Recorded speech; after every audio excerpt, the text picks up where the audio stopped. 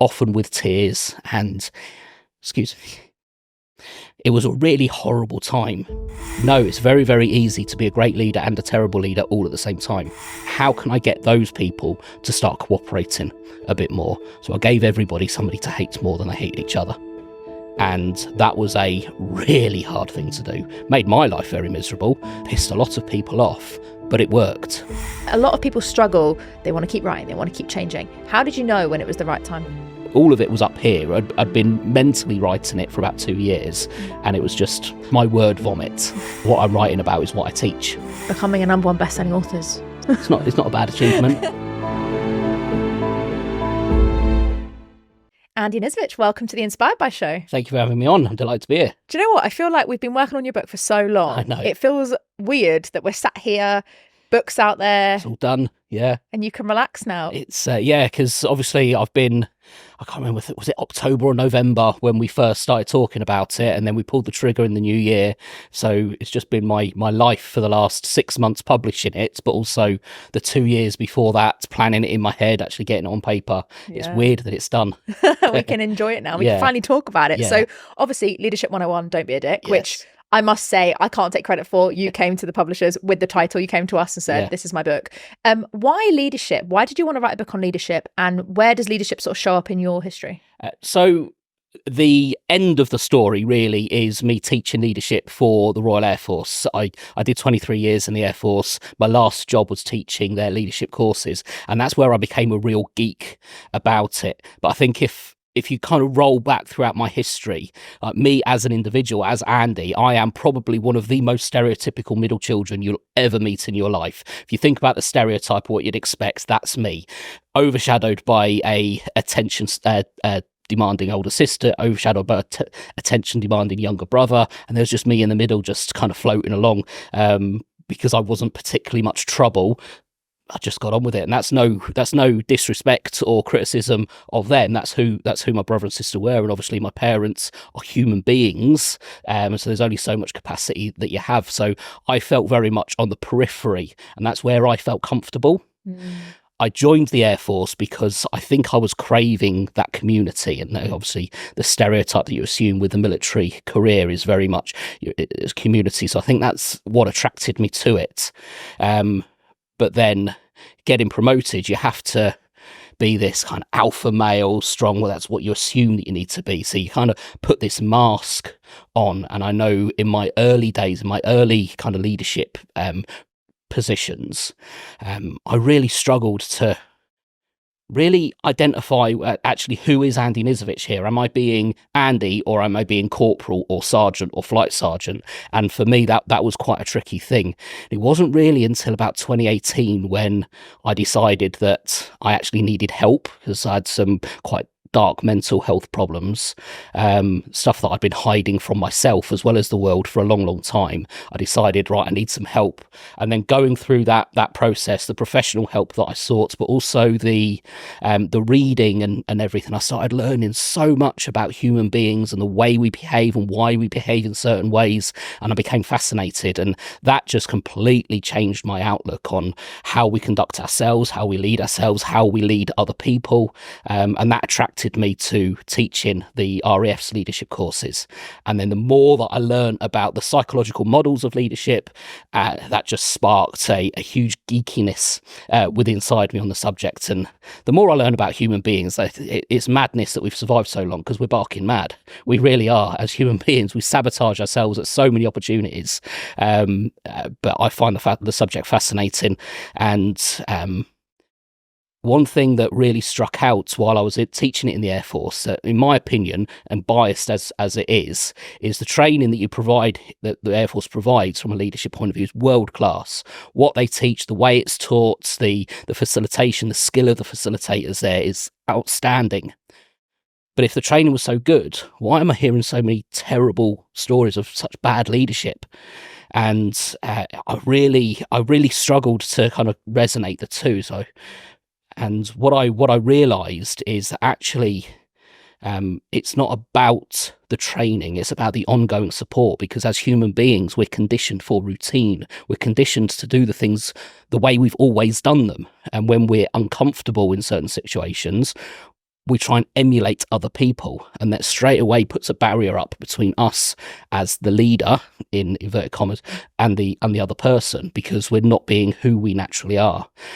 So when I left the Air Force and started up my own business, I really wanted to kind of take that leadership development to where it needs to be, and that ongoing support, so that people can be who they naturally are, as well as then just wrap the leadership skills into that to be able to create environments where people enjoy being there, where they can thrive, and therefore the business thrives. Wow. Oh, I love it. I think it's so powerful, and also love that you've shared so openly. So thank you, Andy, because I know there's so much that I would love to dive into, especially about your past. Yeah. One of the big things I've always resonated with you, which you touched on there, is the dark mental health problems, your words.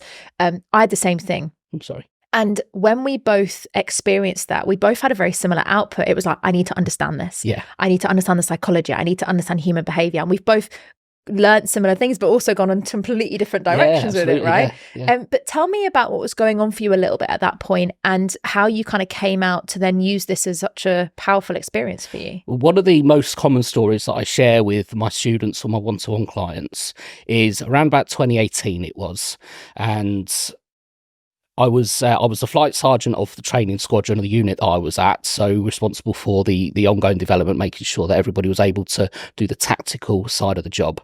And when I picture walking through that environment pre-getting the help, it's just I can just see a very dark environment. It feels very heavy. Imagine like you're walking through this real dense, almost like walking through water. It's just a real dark, very heavy. All the doors are shut. There's no laughter. There's no talking. Whenever I'd go into somebody's office, they'd kind of fixate on their computer. No, don't talk to me. Don't talk to me. The flight sergeant's here. Please leave me alone. Now, I just wanted to quickly interrupt this episode to share a quick message with you. Now, I've been hosting these interviews with Inspired by Show for a while now, and I've been loving all of the great feedback from our listeners. And it really means a lot when you all share, from listening to these episodes, watching these episodes, share your incredible feedback. And I love that you love it as much as we do. Now, my mission for the Inspired by Show is to inspire others to challenge the norm, share their story, knowing that it's okay to be vulnerable and, shock horror, take the mask off and be raw and real. So I have a favour to ask. Can you help me on this mission by sharing this episode with someone who you think needs to hear this message? Maybe there's a friend, a loved one, a colleague, or someone that you know that would really benefit from hearing this inspiring story. If you could do that to help us, help even more people to challenge the norm and push themselves out of their own comfort zone, then I'd really appreciate it. So if you haven't already, share this episode with a friend, a loved one, a colleague, or someone that you know would benefit. Now, back to the episode. And although we were performing well as a squadron, actually, it didn't feel like there was particularly good morale there. When I picture the environment after getting the help, then suddenly I can see that there's natural light. There's a flow of air. I can hear people talking. I can hear people laughing. When I walked into other people's offices, they turned around and engaged with me. And obviously, because I was still unwell, I was getting the help, but I was still unwell. There were times where I was down. And you know, when you're down and, excuse my language, you just exude that fuck off energy. Just leave me alone. That kind of energy. Instead of people actually leaving me alone, people would come into the office, Fly or Niz, however they were referred to me, fancy a brew.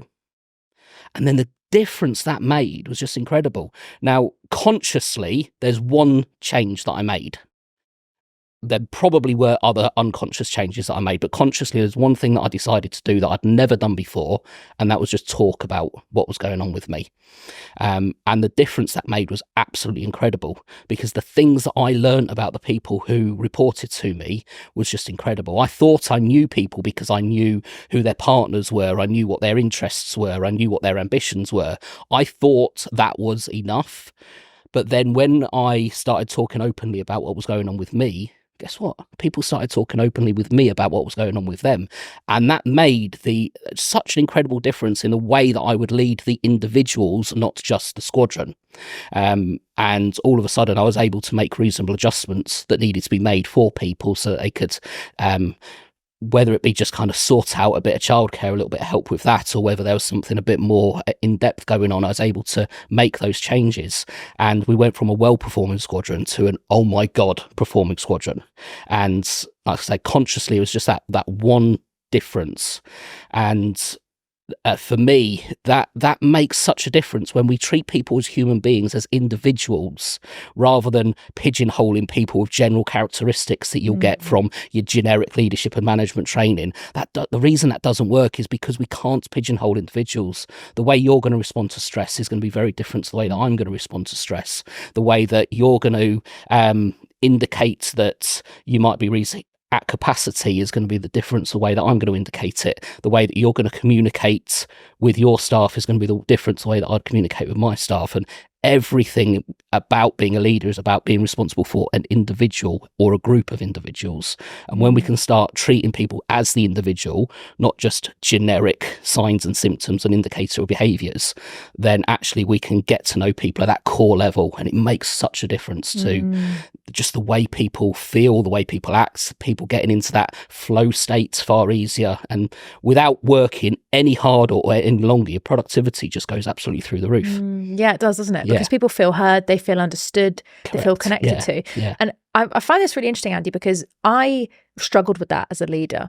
I did for a long time. It's hard, isn't it? And I think the reason I struggled was because I was always told not to be vulnerable as a leader, not to tell people. And you shared there that the biggest thing you did consciously was talk about it and open up about it. And my question is, what was going on for you at that point? What were the challenges you were going through, and how much did you share with them? I shared as much as I possibly could. So I used to talk about going home. I'd always stop off at the local shop, the local newsagents, and as a minimum there'd be 2 bags. You know those little pouches of chocolates that you get? There'd be as a minimum 2 of those every single night. I'd stop off and I'd just be stuffing my face, usually in the dark, often with nothing else going on, just sat there in the dark on my own, kind of rocking, often with tears. And excuse me, it was a really horrible time. But going to the workplace and needing to be the sergeant, the flight sergeant, like I said, the self-generated impression of who you need to be is very, very different to that. It's, you have to be the alpha male, you have to be the strong leader, you have to be out at the front and showing people how it's done and things like that. So we tell ourselves a story, don't we? We tell ourselves a story that actually, if we show weakness as a manager, as a leader, then people aren't going to respect us.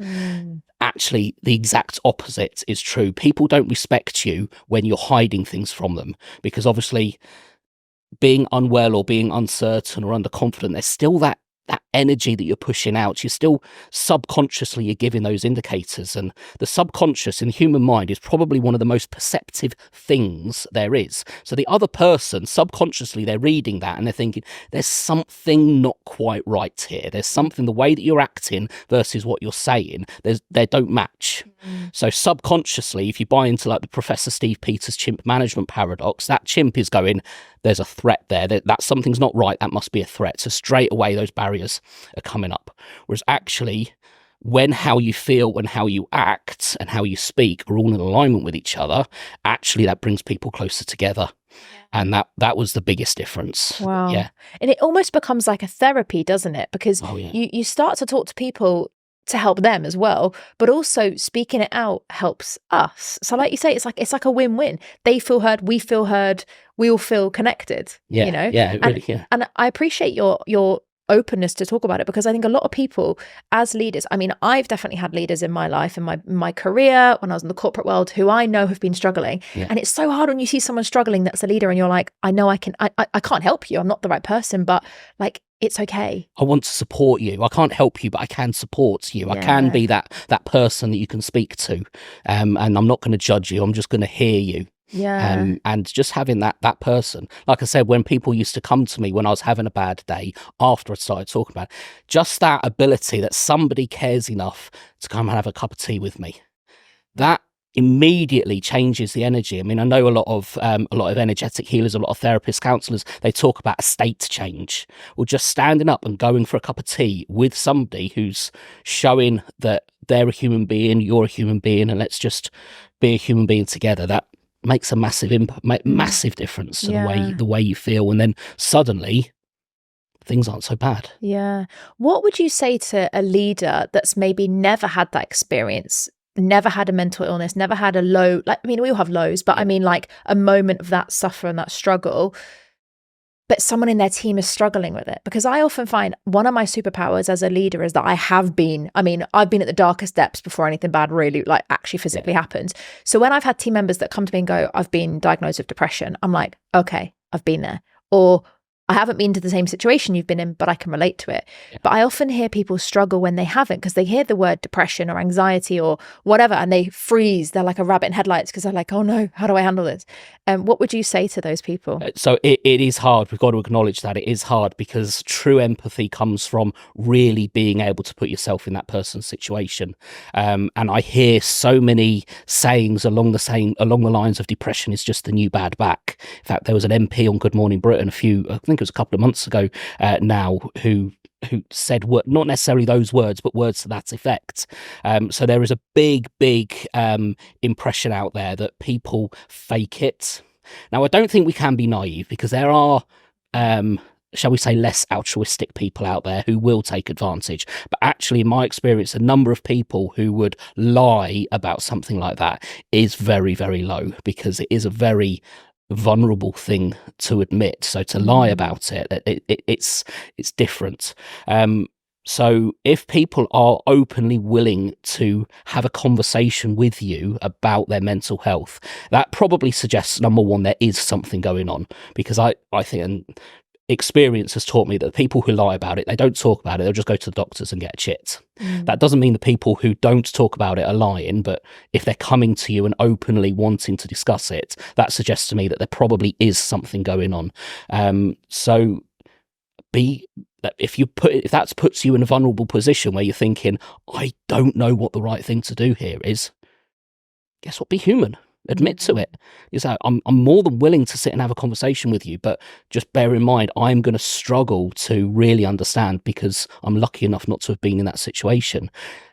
All people just need honesty. They need to be treated like a human being, and just being allowed to be heard and be understood.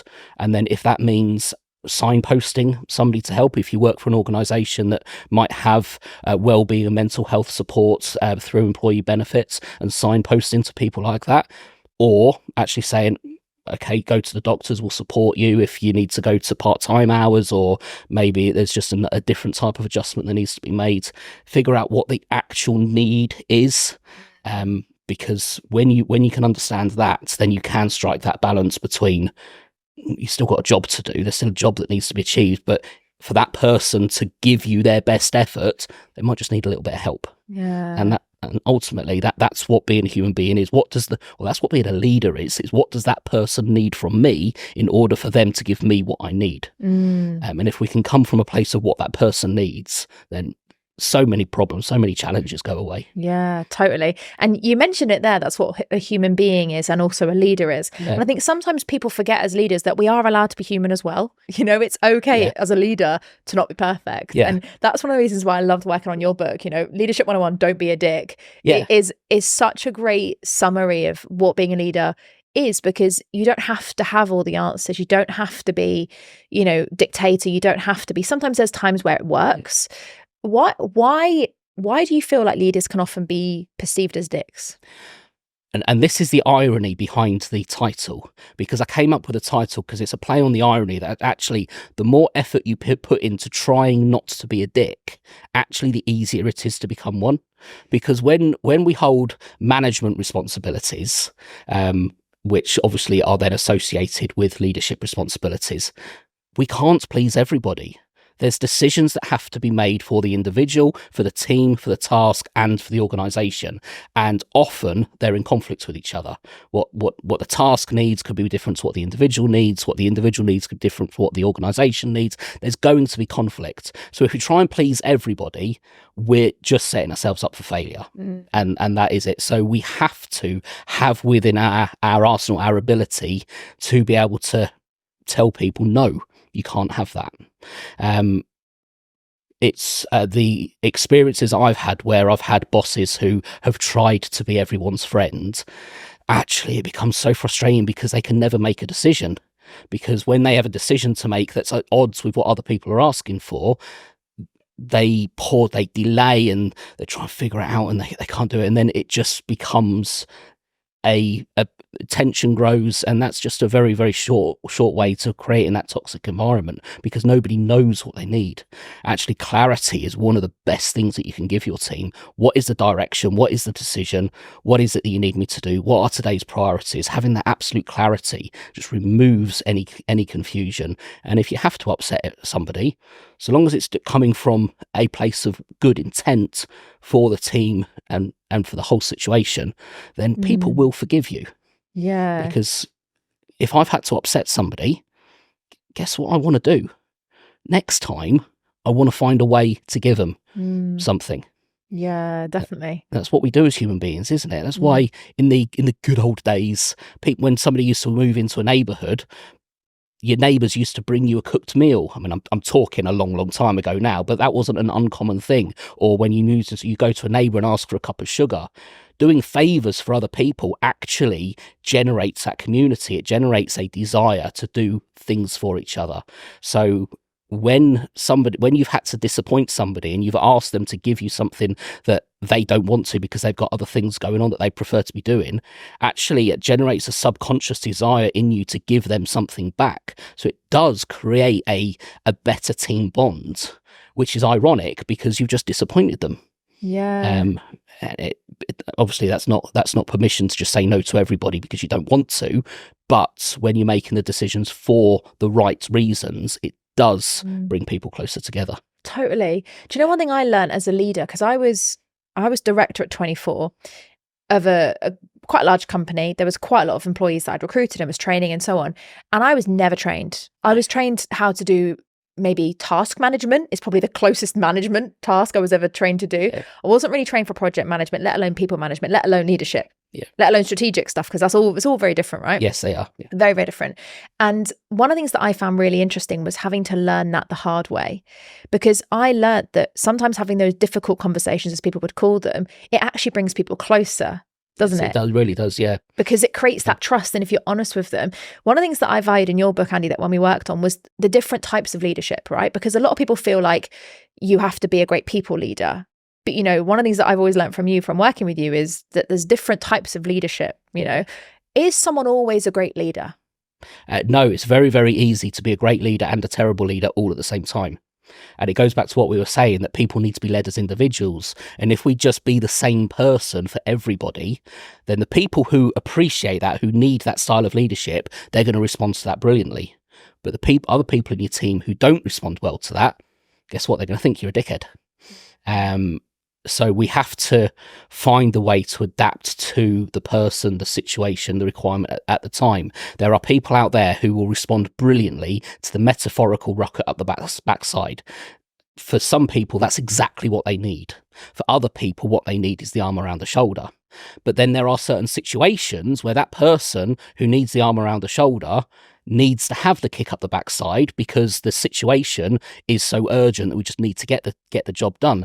So being one type of leader just doesn't work. And this is something that I wish I'd known years ago, because based on the training that I'd received, I was lucky enough that I did receive leadership training through the Air Force. But again, it was that very generic indicators and general indicators and behaviors and things like that. I treated everybody the same. So there are people out there who absolutely thrived under me.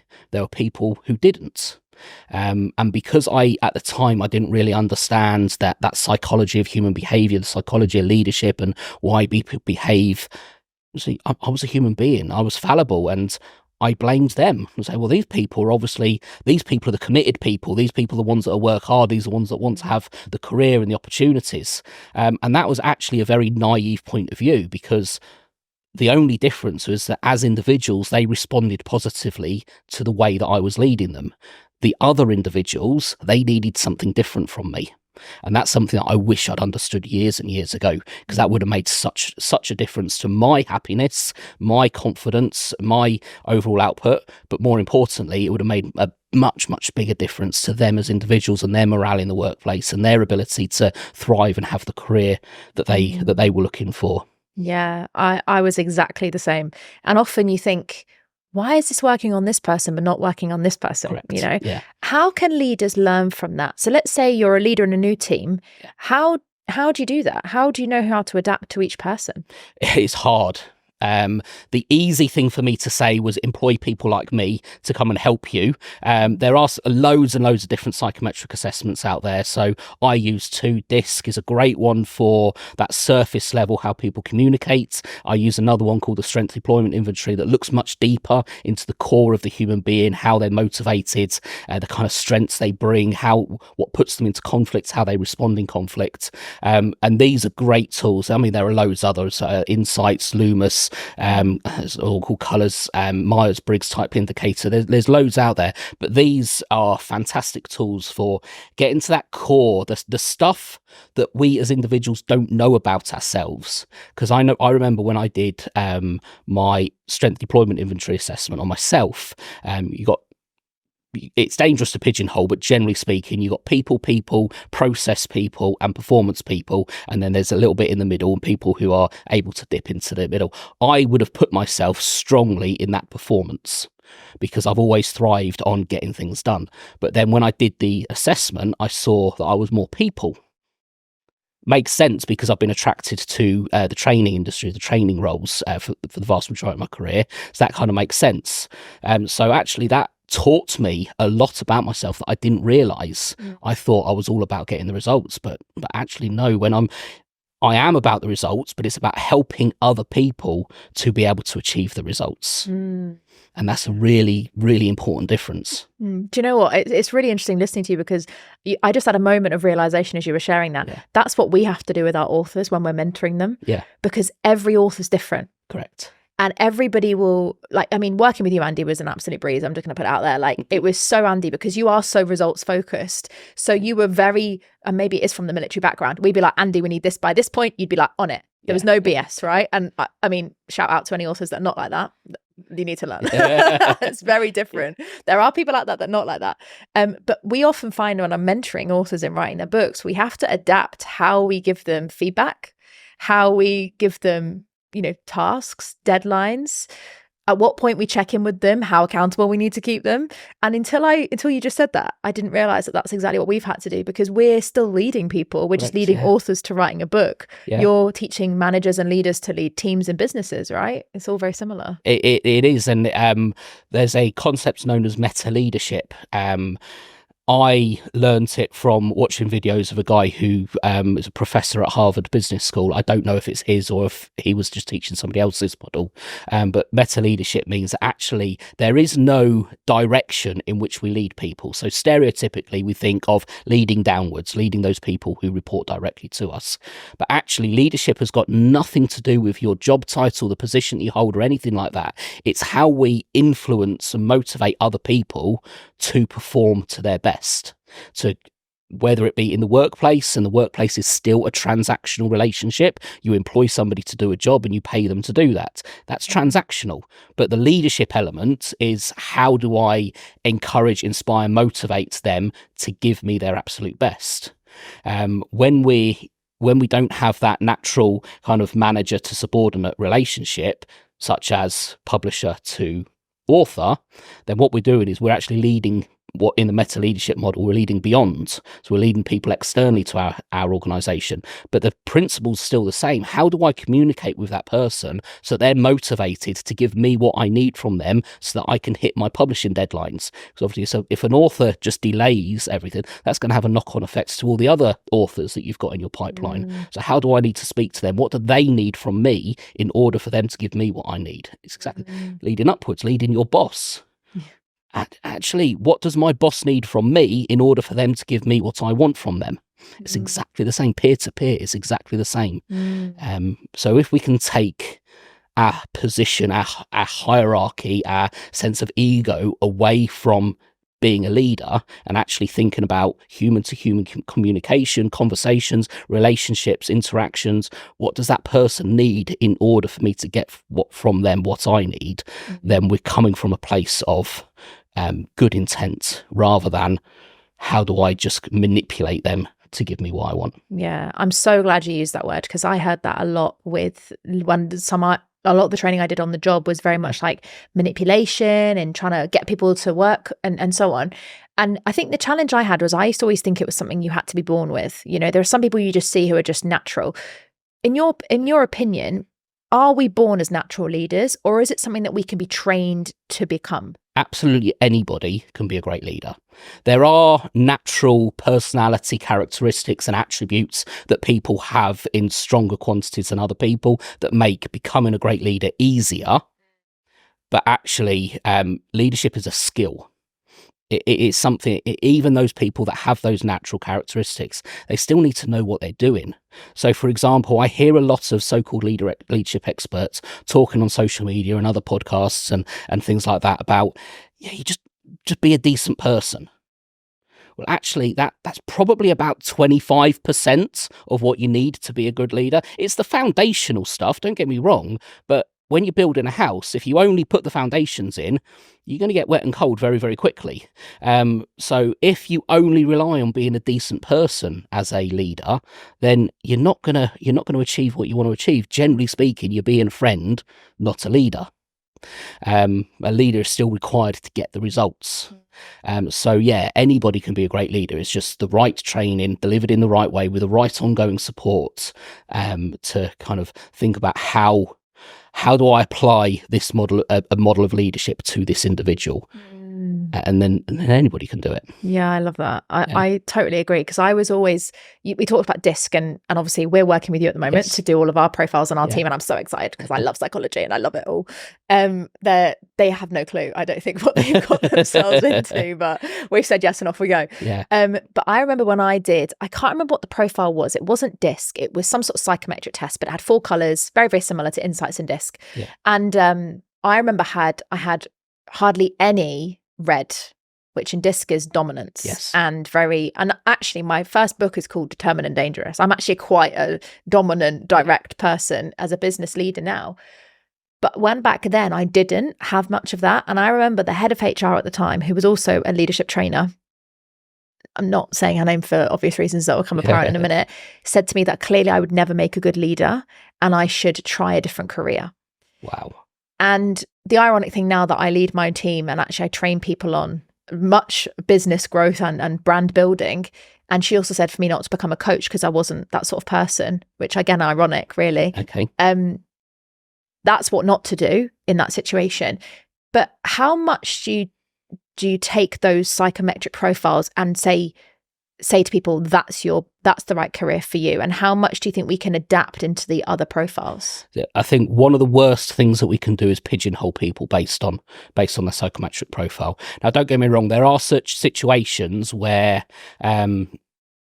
having a creative person in a data analytical role is probably not going to get the best from them. They might be able to do a decent job for you, but they're certainly not going to thrive. But if we just pigeonhole people, because actually I think the stats are about 80% of the population has more than one characteristic in their profile. So we are, all of us, a blend of all of them. We just lean more towards one or two of them than we do the others. You do get what I refer to as your Swiss Army knife individuals, or your chameleons, who have got the tools for all occasions or can blend into any situation. Lucky gits. But again, it's not designed to see what your skill or your aptitude is. DISC is about how people communicate. Do we communicate in a very direct, decisive sort of way? Do we communicate in a way that is to build rapport? Do we communicate in a empathetic and compassionate way? Do we communicate based on stats and data and information? That's what DISC tells us. It doesn't tell us that you're going to be a fantastic graphic designer or you're going to be a fantastic mathematician. I mean, there are alignments to that, but if we use it to pigeonhole, then we're setting ourselves up on a wrong path, really. We use those kind of surface level ones to understand how to communicate with people and understand them and how they're going to communicate with them in a way that they're going to respond positively. Yeah. And I'm glad that you sort of shared that, because I think some people do take it as a textbook and take it as this is the rule of thumb. When it came to writing your book then, how did you handle the fact that people might read your book and take it like a rule of thumb? How did you adapt what you were teaching for that? That's a great question. I don't think that necessarily came to mind. All I wanted to, my book is based on a lot of the training that I deliver. So I just wanted a book that people could find easy to read. And the feedback that I've had said it is that I said in kind of the introduction, I used one of my favorite acronyms, KISS, Keep It Simple Stupid. And people have given me some great feedback because it's nice and easy to read, and they can just apply it. But I wanted to just add context to it. So there are some of my own personal stories out there. They're the bits that I was nervous about, because there's going to be people who are reading that book, who are working with me at similar sort of times, and obviously there's 3 versions of every truth: your truth, my truth, and what actually happened. But all I could be was as honest as I can remember the situation based on my point of view. And it was just there to give people some insights into the kind of things to think about, not necessarily go do this, because I don't know that reader. I don't know the people that they're responsible for. I can't tell you what you can do unless we've had a face-to-face conversation, so I can understand you, I can understand the people involved. Yeah. And you're right, it is such an easy read. I remember when you first sent us the manuscript, I think I was at an event and you said, I'm going to email it to you. And I remember reading it the next day. And one of the things I loved about it, and this isn't me just saying it because we published it together, I actually think it's a fantastic book, because a lot of leadership books, in fact, a lot of education expert books, whatever you want to call it, leadership management, they're really big. They're like 500 pages, and leaders are busy people. Like, the reason we're trying to lead better is so our team will be more efficient, right? So we don't have the hours of the day to possibly take 5 days out and read a book or go to a training, whatever. And one of the things I love is it's simple, it's short, it's to the point, but it's exactly what people need. So they don't need to read it. I mean, most people could read it in a day, or, a couple of mornings and stuff, and get the sharp bits out. I'm curious about your writing journey. Obviously, for full transparency, we didn't write it together. You wrote it yourself and then came to us, which some of our authors do. How did you find the process of writing the book? What did you find easy? Anything you found difficult? So a guy who I outsourced my marketing to, he'd been telling me for months and months and months, just start writing as the title of your book, just write the damn book. He was saying pretty much the same thing to me for months and months and months. I'd actually had it in my head for a couple of years, but because I'd never written a book before, I had absolutely no idea how to get started. And I took Amelia on holiday to Gran Canaria, and initially the intent was to have it as a working holiday. I found a week where I only had online appointments, and I thought I would just go somewhere in the sun, in the same time zone, and I'll work. And Amelia could hang around by the pool and be on holiday. But when I got there, the internet signal was so poor, I couldn't hold online clients. So I ended up having to rearrange all my appointments anyway. And I thought, well, I've got a week now. Let's just write the damn book. Let's just get started. I did cheat a little bit. I went on to ChatGPT and said, these are the things that I want to talk about. Can you create a structure for me? So it came out, and ChatGPT, the language is awful. It's horrible, isn't it? But what it did is it gave me how to structure it, the chapters, how to section out the chapters. I changed the titles to my own wording. But then once I got that in place, all I had to do was fill in the blanks. And it took me about 2 weeks. Once I had that structure in place, because all of it was up here. I'd been mentally writing it for about 2 years, and it was just, I think I used the term with you, I send you my manuscript, it's my word vomit. Fortunately, it wasn't too bad, so there wasn't too much to do with it. But it was having that structure, just know how to get started. That was the hard thing. And once I got that structure in place, it all just came flowing out. It was so much easier. Yeah, so true. So true. When people come to us about writing a book and they'll say, how long does it take me to write the book? I'm like, the writing bit isn't the hard bit. It's the planning and the structure and the book outline, if you will. That's what we spend most of our time mentoring people on, because you've got to get that right. It's like the skeleton. Then you might change a few things as you're writing, you get inspired.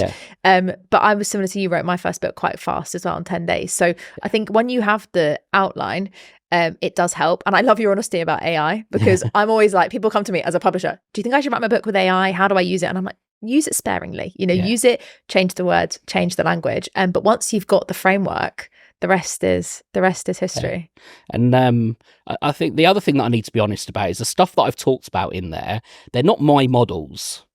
they're models that have been around for decades, that lots and lots of trainers use, lots and lots of people have been talking about. All I've done is I've talked about them in a way that I think is easy for people to understand, and that's based on how I've trained them over the years. And then just a few stories in there to give examples on my own personal experience and how the models either would have helped or did help in there. And it's just it's a story / manuscript all at the same time. It's like a reference book. So if you've got a situation where you don't know how to deal with the situation, there's a chapter on the different styles of leadership, and you go there and think, right, actually this sounds like this would be the right one to use. So I'm going to go in there and I might want to consult rather than just leave them to it and be this transformational leader that social media talks about all the time. Actually, I'm going to be more involved because I'm trying this transformational approach, but we're not getting anywhere. So maybe I need to step in and consult people on what they think, but then actually provide the decision for them. Or you might be in a situation where you're giving too much direction and people are far too dependent on you and it's taking up far more of your time. So maybe I might try not necessarily jumping straight to transformational, because it takes a long time to be able to get there, but a more transformational style approach where you give a little bit of latitude and maybe empowering somebody to have a bit of decision-making authority. But there's certain chapters, I think, for most situations people find themselves in. Yeah, I agree. When I read the manuscript, it was really ironic, actually, because as I said, I've never done any leadership training. Yeah. I've actually trained some leaders actually in other roles, but I'd never actually found somewhere that was simple enough to go, oh, this actually just makes a lot of sense. And one of the things I find interesting, Andy, is like you said, when you came to us, you were like, I've just vomited on a page. Now, when anyone ever says that to me, I'm like, oh God, okay, like we need to brace ourselves. And Alex is our publishing manager. You've worked very closely with. She's fantastic. Her and I got off the session, and this is when we talk about timeline.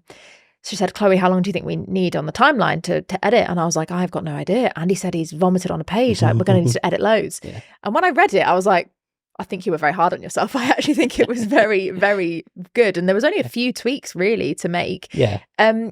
My question for you on that is, how did you know when it was the right time to finish? Like, a lot of people struggle. They want to keep writing. They want to keep changing. How did you know when it was the right time? So because I teach leadership, I've taught it for a few years now. I used to teach it in the Air Force and teach it now. I have a whole list of training objectives that are required in order for people to finish my program. So actually that made it a lot easier, because what I'm writing about is what I teach. So as soon as I'd not all of them, because there's other topics such as well-being and well-being awareness and things like that needs to be a separate book in itself. In fact, there's so many out there already. But the day-to-day leading individuals, leading teams, it's just okay. What are the things that are really, really important that people need to know, or people need to consider for when they're in those situations? And then when I'd exhausted my training objectives, that told me it was time to finish it. But it's really good because I would say that, wouldn't I? Because it means that people have always got that reference to look at, but it also provided a foundation for me that when I'm reading back through it, I'm thinking, right, how can I? It gives me a point of, right, how can I build on that? How can I go into more detail? What's missing from that? What else could people find useful in certain situations? So can I break down a training objective into more enabling objectives? For example, more key learning points to think about. Are there different ways of thinking? So since I wrote my book, the amount of time I've been spending reading leadership journals, psychology papers, and things like that to see, right, what is the newer way of thinking? Actually, there's not that much new, because as human beings, we've been around for a fair old time. So most people know most of the new stuff that's out there is the old stuff using different language. hopefully please correct me if I am missing something, because I've just not come across that yet. So actually it gave me a hell of a lot of confidence that I am teaching the right thing, because it did spark that curiosity within me. And it's like, actually, no, what I'm talking about is good. Not everybody's going to like it, because I've used very simple language, very simple writing. So other people prefer the more academic style. That's absolutely fine. There will be a lot of people like me, like a lot of other people who are going to like the simplicity and the easy way to understand it. Yeah, so true though. And it's also one of the reasons why we all say your book isn't for everyone. Yeah. You know, when we talked about the title, it was a bit of a discussion. It was like, is this going to piss people off? Is this going to attract the right people? Yeah. I think it's fair to say that the book's always supposed to attract certain people. Like my title of my book, Just Write the Damn Book. Yeah. You know my personality as soon as you hear that. Same with your book title. And you kind of want your book to attract people, but also completely alienate the people that are not the right people. How has it gone down with your book title? So the vast majority of people absolutely love it, which is fantastic. I knew, because the people that I associate with, the people that I'm friends with, obviously there's a reason why we're friends, why we get on. Best of my memory, there are 2 people that didn't like it, and they were both HR professionals. And I think they were coming from an inappropriate language bias. And it is a bias, because actually in my experience, when we try and decide or judge what is appropriate or inappropriate on behalf of other people, more often than not, we get it wrong. So a great example of that is when I was teaching leadership in the Air Force. Policy wise, we had to be very, very careful about the language that we used in the classroom, because everybody's got their own different opinions on the use of language and what's good, what's bad. But out of all the courses that I taught over the few years that I was there was only one course that there was one person in there that just didn't like any kind of bad language. So we agreed that we wouldn't use bad language. There were the occasional people who didn't like the F word, far more people who didn't like the C word. So we'd come up with a contract and agreement. We won't use those specific words, but everything else is just normal language. But what I found overwhelmingly was that swearing is a fantastic way of showing passion, of showing emotion, showing urgency. When it's your I worked in building firms before I joined up, and there were people there that used the F word as a comma.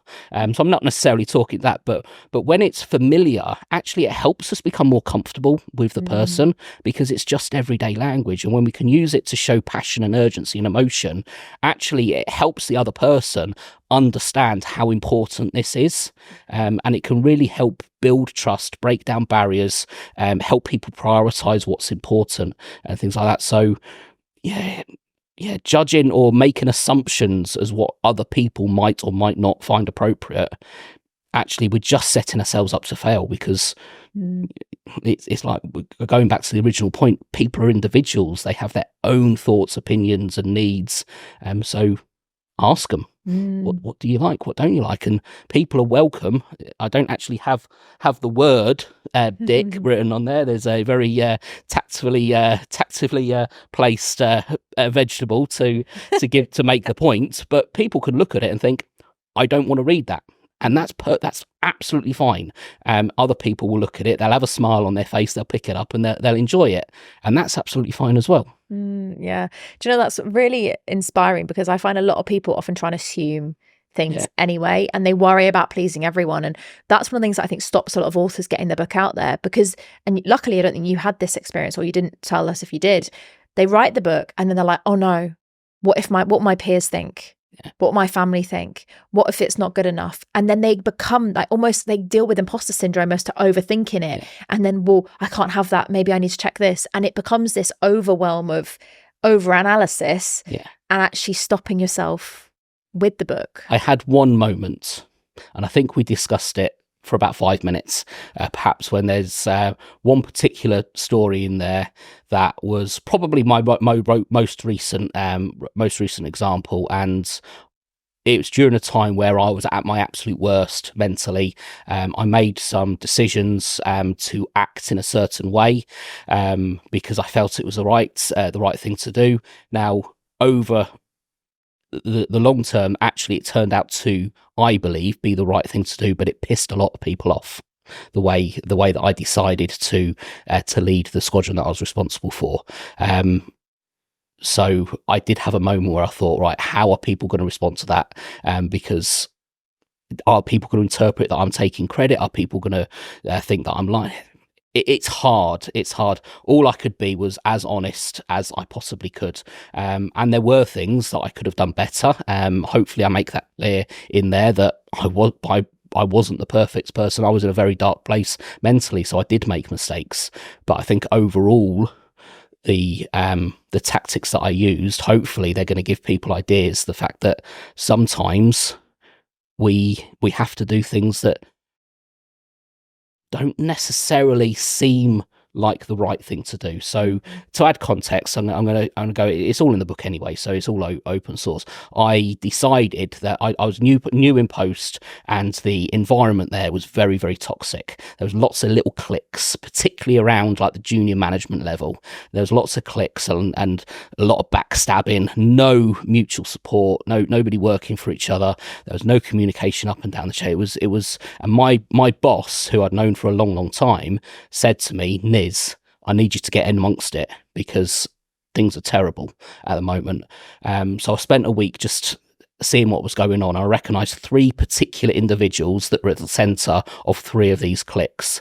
And I thought, there's no way I'm going to be able to get these people to be able to get on. There's no way I'm going to do that. But what I can do is I can start working on the periphery of those cliques and seeing, right, how can I get those people to start cooperating a bit more? So I gave everybody somebody to hate more than they hated each other. And that was a really hard thing to do. Made my life very miserable, pissed a lot of people off, but it worked. Because not necessarily the people at the centre of the cliques, but the people on the periphery, they started supporting each other because they had somebody to focus their attention on. Morale improved, productivity improved, and then as the normal ebb and flow of people in and out in a military organisation, those people in the centre, as they moved on, they weren't replaced by people maintaining the clique, who were replaced by a squadron who worked for each other. Now, I can't take entire credit for that because there were other people involved at the same time, certainly particularly the one level down from me, because they were more involved in the day-to-day. But just starting from a point of not treating people badly, but kind of raising expectations and making people actually work, and having people being made accountable for their actions and things like that, that gave people somebody to focus that energy on, and it worked, and it kind of brought the squadron together. The mistake, one of the biggest mistakes I made, is when I moved on to a different squadron with similar, not the same issues, but similar issues. I tried the same thing. It didn't work. I had to stop very, very quickly, I realised, and that took me a little bit of time to turn things around. Yeah, there's obviously people who might read the book who were there at the same time and might not necessarily realise that that was actually me having a deliberate tactic. So I had a little bit of a wobble and think, all right, how much should I share there? How much should I talk about? But it was a hard decision to make. It wasn't easy for me, but it shows that actually there are tactics that you can use that might not necessarily seem like the right thing to do by the book, or certainly by social media. But if it draws people together and makes people work for each other and support each other, then that it can be the right thing to do. But it comes back to what you said earlier, right? It's like about being human, and actually it's not always a straight line to get there, and there's ways of being creative and treating people like individuals. Like you're never going to buy a book that says you should do this, this, and this, and piss everyone off. And like, but actually, if that gets the result, then why not? Yeah, and I knew it was something that I could only do for the short term. It's not something I could just entirely be, but I also knew it would be something that would take me a long time to certainly integrate myself into the team. But I knew that going in. I knew that from the start, and the reality turned out it did take me a long time to fit back in. But I was able to do that. But I think the reason that I was able to turn that around and start fitting back in was because of the difference it made to everybody else. just because I was the flight sergeant of the squadron, which is kind of senior management type level. It's not really easy to directly cross refer to civilian organisations, because you've got officers and non-commissioned officers and different levels and different things, but kind of senior management. So by being that dick, brought people closer together. But the reason I say that it works is because later on, when I was in charge of the other squadron, the people who I pissed off, later on they wanted to come and work for me. Wow. They were asking me, they would come to my office and say, can we come over to this squadron? Because people started thriving. People started achieving their own career prospects improved, their output improved. They saw people getting promoted. So often, and that's what I say, it's not just about being a decent person. So that's the foundational stuff. But yeah, I was deliberately a bit of a dick, but it was with the right intent. It was to improve the lot of everybody else. It's not something that I'd recommend that everybody just goes and does, because like I said, I tried it a second time, it didn't work. But under the right circumstances, that kind of tactic can work. Yeah, but it's for the greater good, right? The greater good. It's for the good of everyone in the squadron, the team, however you look at it. And that's one of the reasons why I love that you put that in the book, because I think, one, it shows you're human. Yeah. You tried it once, it worked. Tried it a second time, nope. Yeah. And also, it shows people that you've also done what's maybe not recommended in different ways and worked.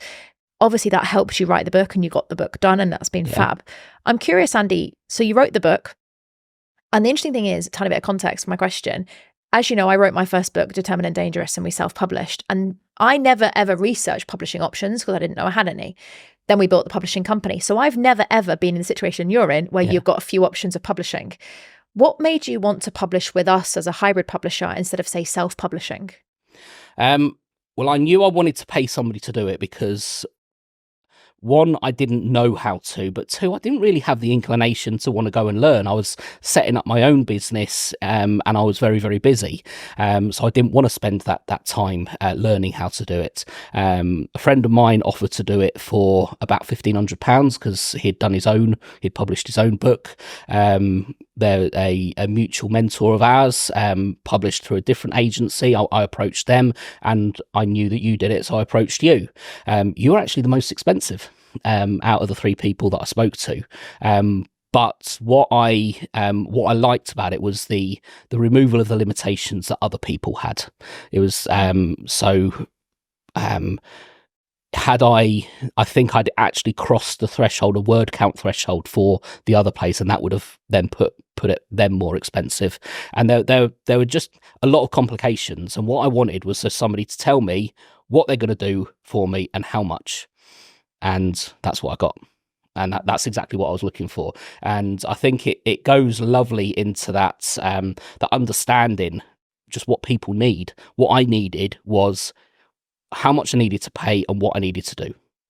That's it. With the other people, there were just too many questions. So for me, that made it nice and easy. But it's actually perfectly in line with like my ethos of leadership. What does the other person need in order for them to do the job? And that's what I needed from you. And that's what I got. Oh, fantastic. Yeah. Well, thank you very much. I appreciate that. I always love when people say, oh, you're the most expensive, because I always feel like expense and value comes hand in hand, right? Yeah, it absolutely does. And I remember when we first started, people were like, oh, that's quite pricey. But I think if you get the value and you get the outcome, I mean, who knows what may have happened if you'd published elsewhere, but, you know, becoming a #1 best-selling author is not bad. It's not bad. It's not a bad achievement. No. And I agree with you. Expense and value. I love another mutual mentor of ours that uses the term reassuringly expensive. And certainly what I do in the area that I work, I am one of the most expensive out there, but people still pay it because they get the value. So yes, I could have gone to somebody else, and then I could have crossed the threshold, which would have put the price up possibly to above what you would have paid. But then that kind of has me thinking, well, do I need to say that? Do I take things out in order to keep below a certain threshold? But then does that lose from the point? It just starts adding confusion, and wherever there's confusion, there's chaos. And I use that expression for the workplace as well. In life, wherever there's confusion, there's chaos. And just having that straightforward, doesn't matter how many images, doesn't matter what the word count is, this, and this, go do that, nice and easy. And it was well worth the investment. Oh, thank you so much. I mean, I'm not taking credit for that. That was the team, 100%. They were amazing. Yeah. And one of the things that I find, it's probably why we got on so well publishing a book, is we're both very strategic and outcome focused. Yeah. It's like, what's the outcome? What do you need? And actually the outcome isn't always just publishing the book. It's what next? Yeah. What else are you doing? Coming on the podcast, doing more speaking, doing more stuff. We're working with you. You're now a service provider to us, for our team. Yeah. So I feel like it becomes this sort of community. Yeah. And I'm very fortunate, actually, as a publisher, if I can say so and be so honest, that I've surrounded myself in experts in so many different areas because of the books we publish, right? Must be great. I've got this going on. What do you recommend? Yeah. Or how much would you charge me for this? And the money ends up always moving back around, actually. But yeah, well, Andy, thank you so much for trusting us with your book. My pleasure. I know Alex, who's our publishing manager, who reads all our books, and she's fantastic. She learned a lot from it. She's also recently been promoted in our role, and a huge part of that, I'm sure, is down to your book. So thanks for that. I'm glad it was useful. Yeah, definitely. And thank you for coming all the way here to come in the studio. Thank you for having me on. Yeah, it's an absolute pleasure to be here. Oh, brilliant. Well, we always have one last question we always ask our authors and our guests. So who do you know that has an inspiring story that you think we should have on the show next? Oh, what a question. And I think you did ask me to prepare this, didn't you? And I don't think I've done a very good job of preparing an answer because there are so many people.